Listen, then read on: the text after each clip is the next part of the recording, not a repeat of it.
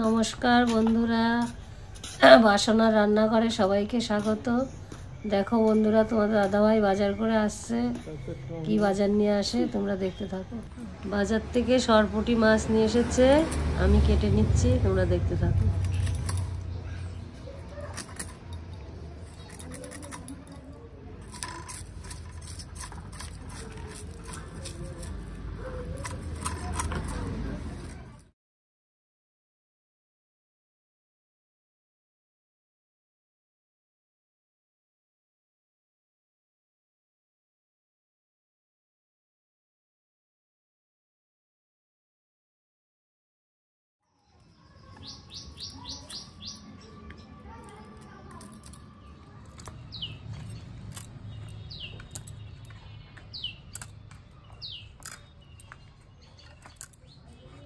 আজকে সরপুঁটি মাছই রান্না করবো। সাদা ডাঁটা দিয়ে করলে ভালো হয়। এটাকে সবাই বলে বাঙাল ডাঁটা, অনেকে বলে সাদা ডাঁটা।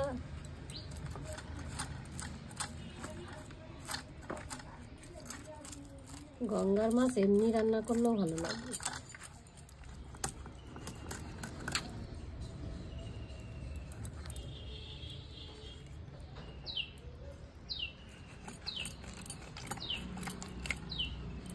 সরপুঁটি মাছের তেল ঝাল করব।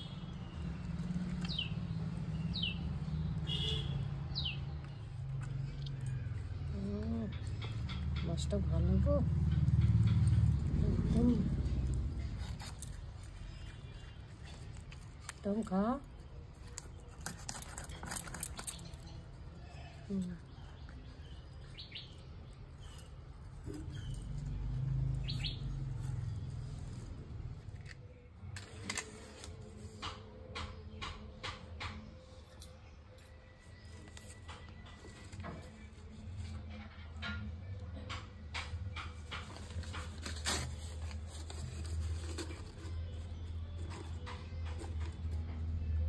নুন ধরানো হয়ে গেছে, এবার কড়াই চাপিয়ে দিচ্ছি।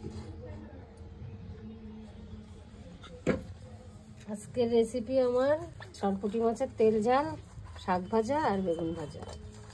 শাক ভাজা আজকে করব বাদাম দিয়ে, চিনে বাদাম দিয়ে।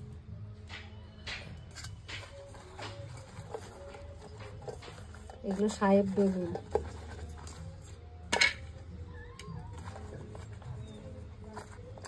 শাকের জন্য এই বাদামগুলো ভেজে নিচ্ছি। আমি তেল দিয়ে ভাজছি না, শুধু ভাজছি কাঠখোলায়। তেল ছাড়াই বাদাম ভেজে নেব। যা হয়ে গেছে, এবার আমি তুলে নিচ্ছি।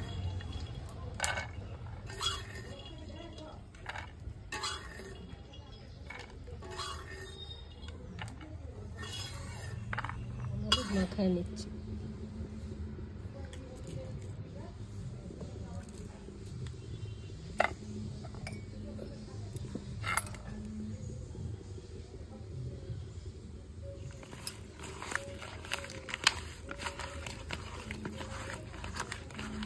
গঙ্গার মাছ শুধু রান্না করলেও ভালো লাগবে, সবজি দিয়ে রান্না করলেও ভালো লাগবে। কড়াইতে তেল দিয়ে দিচ্ছি, মাছটা ভেজে নেব। তেল গরম হয়ে গেছে, আমি মাছটা দিয়ে দিচ্ছি।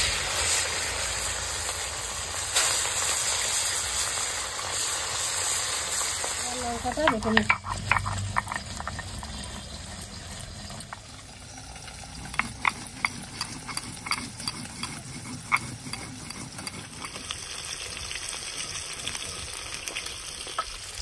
মাছটাকে দিয়ে দিই।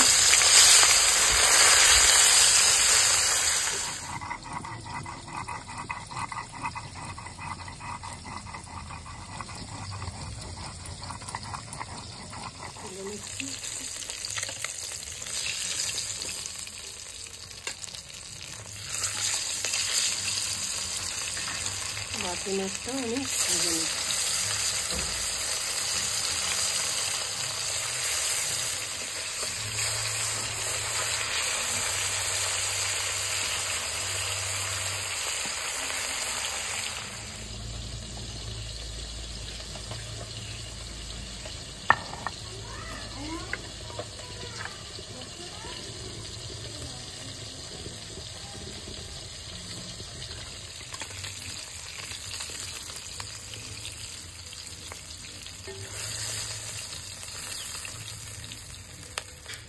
তেল দিয়ে দিই কড়াইতে আরেকটু। আমি অল্প একটু কালো জিরা ফোড়ন দেব।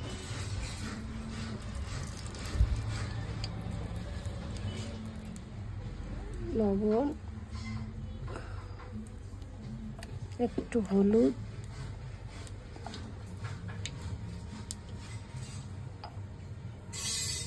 সঙ্গে গুলিয়ে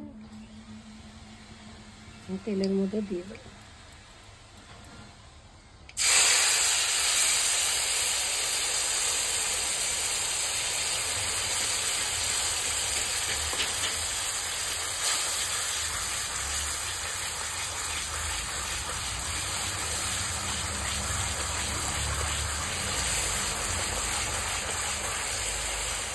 কষানো হয়েছে, আমি জল দিয়ে দেবো। যে মশলার থেকে তেল ছেড়ে গেছে।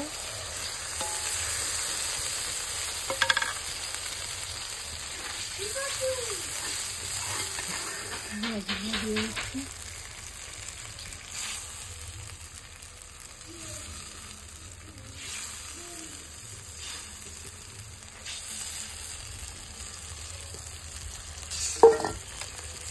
আমার হচ্ছে সবজি ছাড়া সরপুটি, দেশি সরপুটি একদম গঙ্গার। এটা আমি একটু আদা ভাঙা করে নিচ্ছি। আদা ভাঙা করে দিলে শাকের সাথে ভালো লাগবে।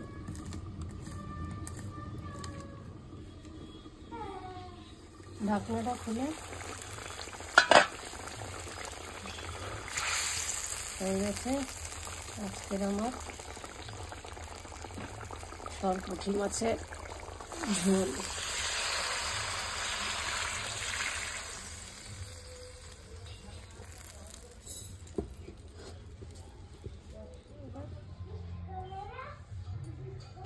শাকের মধ্যে আমি দিয়ে দিচ্ছি পাঁচফোড়ন,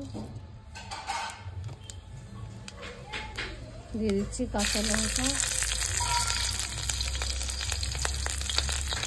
এবার সবগুলো দিয়ে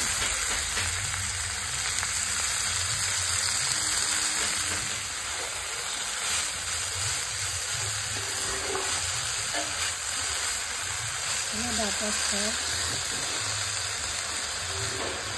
যদি চাও রসুনও দিতে পারো। এবার দেখে নিই শাকটা হলো কিনা। বাবা শাক দিয়ে জল বেরোয়েছে।